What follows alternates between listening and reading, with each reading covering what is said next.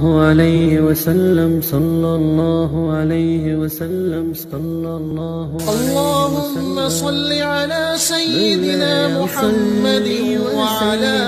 آله وسلم. الحمد لله وكفى والصلاة والسلام على عباده الذين اصطفى اما بعد. معزز سامعین و ناظرین، اللہ جل جلالہ نے قرآن مقدس کے اندر مومنین سے ارشاد فرمایا، ان اللہ وملائکتہ یصلون علی النبی یا ایہا الذین آمنوا صلوا علیہ وسلموا تسلیما، کہ بلا شبہ اللہ اور اس کے فرشتے رحمت بھیجتے ہیں نبی صلی اللہ علیہ وسلم پر۔ اے ایمان والو، تم بھی درود بھیجا کرو اور خوب سلام بھیجا کرو۔ سامعین گرامی، اللہ کے حبیب صلی اللہ علیہ وسلم پر درود پاک بھیجنے کے کتنے فضائل ہیں اور اس کا کتنا ثواب ہے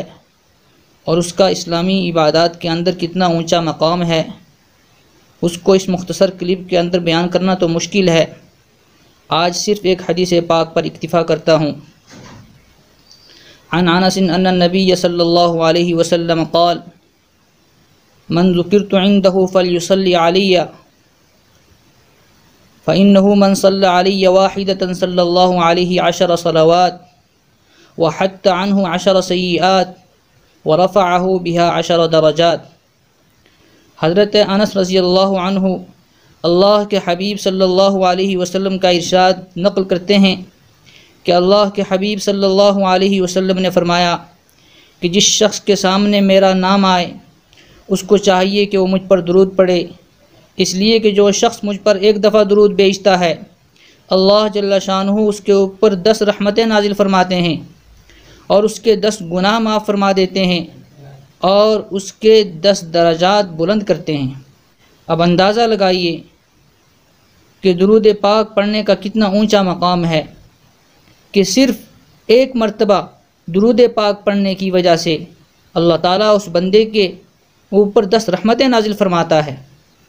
اس کے 10 گناہ معاف کر دیتا ہے، اس کے 10 درجے بلند کر دیتا ہے۔ لہذا ہم سب کو چاہیے